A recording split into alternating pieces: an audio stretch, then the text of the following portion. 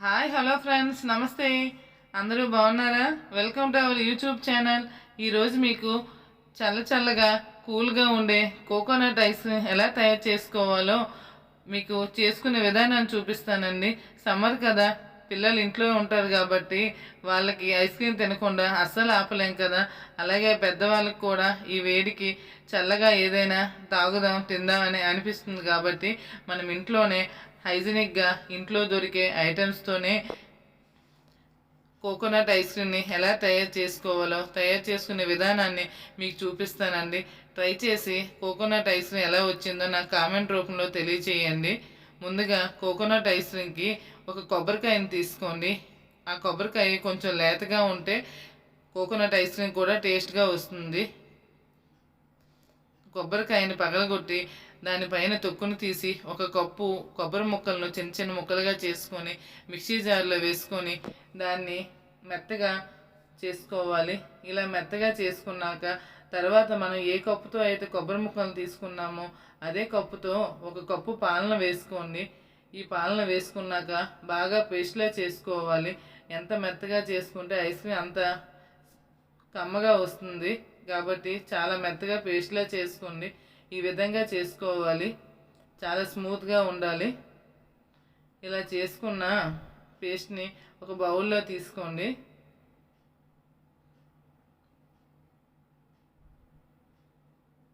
చాలా స్మూత్గా చేసుకోవాలి. ఇది పక్కన పెట్టేశాక తర్వాత ఒక ప్యాన్ తీసుకొని అందులో ఒక కప్పు మిల్క్ వేసుకోండి. ఒక స్పూన్ కార్న్ఫ్లోర్ని కూడా వేసుకోండి. బాగా ఉండలు లేకుండా బాగా కలుపుకోవాలి. ఎక్కడ చిన్న ఉండైనా లేకుండా బాగా కలుపుకోండి.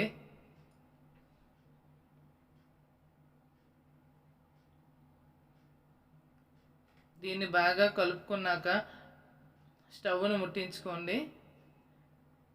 సిమ్లో పెట్టుకొని అలాగా ఉండలు లేకుండా కలుపుతూ ఉండాలి, లేకపోతే అడుగంటే అవకాశం ఉంటుంది. కార్న్ఫ్లోర్ కాబట్టి ఉండలు కూడా కట్టేస్తుంది కాబట్టి సిమ్లో పెట్టి అలాగా 5 to 10 minutes దాన్ని కలుపుకుంటే ఈ విధంగా పేస్ట్లా తయారవుతుంది. ఈ పేస్ట్ని చల్లారాక ముందుగా మనము మిక్సీ చేసుకున్న పేస్ట్ని దీన్ని రెండింటిని కలిపి మిక్సీ జార్లో వేసుకోండి.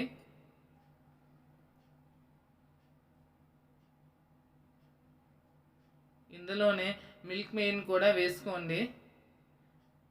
వేసుకున్నాక మిక్సీ చేసి ఈ విధంగా రెండింటిని కలిపితే ఈ విధంగా తయారవుతుంది. స్వీట్కి తగ్గట్టు మిల్క్ మెయిన్ కూడా వేసుకోండి.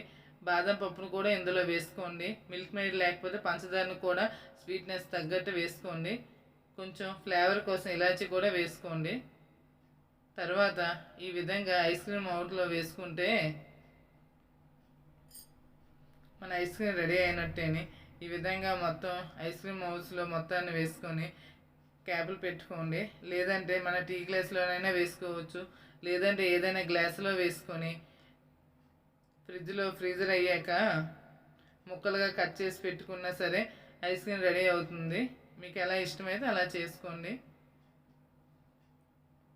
మినిమం ఒక 10 hours అయినా సరే ఫ్రీజర్లో పెట్టుకోవాలి. అప్పుడే చల్లగా ice cream coconut ice cream ready అవుతుంది. ఈ విధంగా పెట్టుకోండి ఫ్రీజర్లో. ఎంతో టేస్టీగా కూల్గా ఉండే కోకోనట్ ఐస్ క్రీమ్ రెడీ అండి.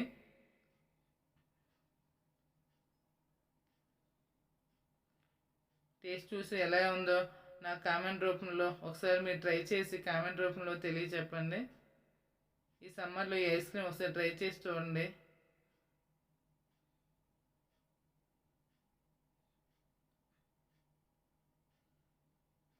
ఈ విధంగా మీ పిల్లలకి ఇస్తే చాలా హ్యాపీగా, సమ్మర్ కదండి, హ్యాపీగా తింటారు కాబట్టి ఇంట్లోనే ట్రై చేసుకోండి.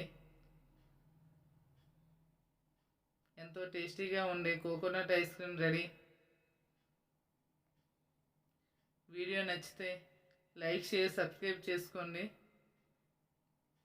థ్యాంక్ యూ అండి. Thank you for all. మా అబ్బాయికి ఐస్ క్రీమ్ ఇచ్చానండి, చాలా బాగుందని చెప్తున్నారు.